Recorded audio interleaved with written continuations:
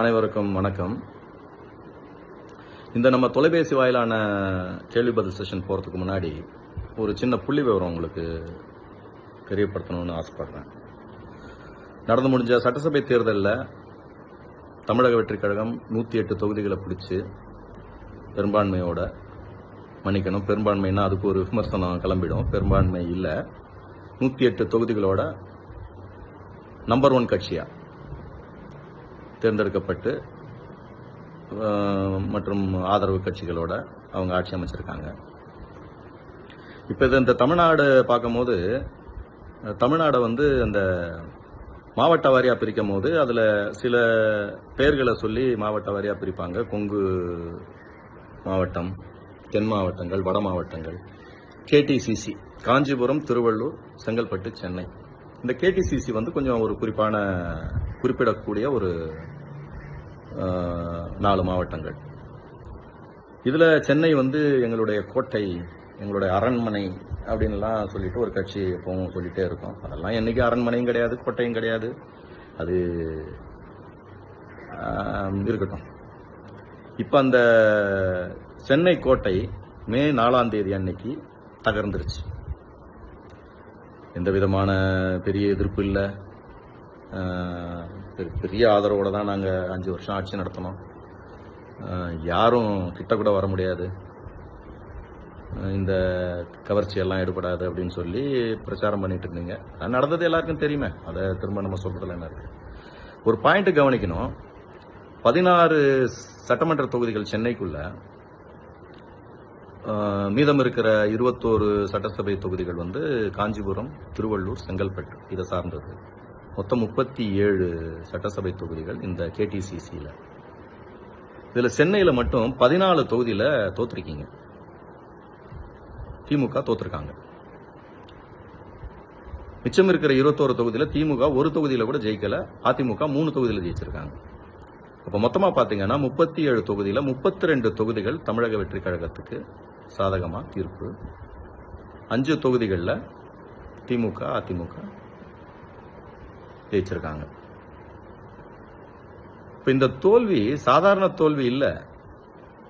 கட்சி ஆரம்பிச்சு வெறும் 2 வருஷத்துக்குள்ள நீங்க சொன்ன மாதிரி அவர் மக்கள்கிட்ட ஊடுருவி பல வருஷங்கள் ஆச்சு. அது உங்களுக்கு தெரியாது.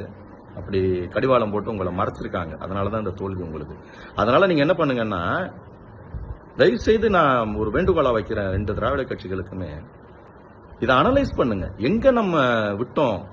இப்பேற்பட்ட கட்சிங்க, பேரறிஞர் அண்ணா அவர்கள் துவக்கி வச்ச திமுக, புரட்சி தலைவர் திரு எம்ஜிஆர் அவர்கள் உருவாக்கின அதிமுக, ஜெயலலிதா அம்மா அதை எவ்வளவு அழகா வழிநடத்தினாங்க. இப்ப இருக்கிற எடப்பாடி அவர் என்ன பண்ணிட்டு இருக்காருன்னு தெரியல. இதை அனலைஸ் பண்ணுங்க. ஒரு ஆளுங்கட்சி மேல இருக்கிற விமர்சனங்களை சும்மா ஸ்கூல் பசங்க மாதிரி, என் சட்டைக்கு பிடிச்சி இழுத்துட்டான், பென்சிலை உடைச்சிட்டான், பேனாவை பிடுங்கிட்டான், இங்கு தெளிச்சிட்டான், இப்படியெல்லாம் ஒரு மெச்சூரிட்டி இல்லாத விமர்சனங்களை வச்சுட்டு எனக்கு ஆச்சரியமா இருக்குது. 60 வருஷ பாரம்பரிய திராவிட கட்சிகள் இப்படி ஒரு புதுசா ஒருத்தர் ஜெயிச்சிட்டாருங்கிறதுக்காக இப்படியா பேசுவாங்கன்னு எனக்கு புரியல. அதாவது இவ்வளவு முதிர்ச்சி இல்லாம, எதிர்கட்சி தலைவர் திரு உதயநிதி பதாக பிடிச்சிட்டு நிக்கிறார். நேற்று கதறல் கேக்குதா சிஎம்? எங்க அதெல்லாம் கேக்குதுங்க எல்லாருக்கும். கதறல் நல்லாவே கேக்குது.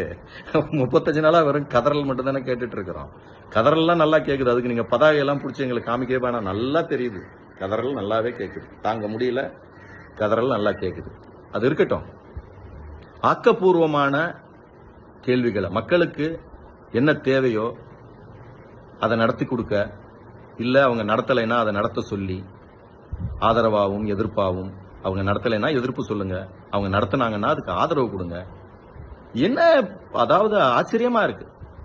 இதை முதல்ல அனலைஸ் பண்ணுங்க. அதாவது ஒரு 37 சட்டசபை தொகுதியில 32 தொகுதியில நீங்க தோக்குறீங்கன்னா இது சாதாரண விஷயம் இல்லைங்க. இது 3 மினிஸ்டர் தோத்துருக்காங்க சென்னையில மட்டும்.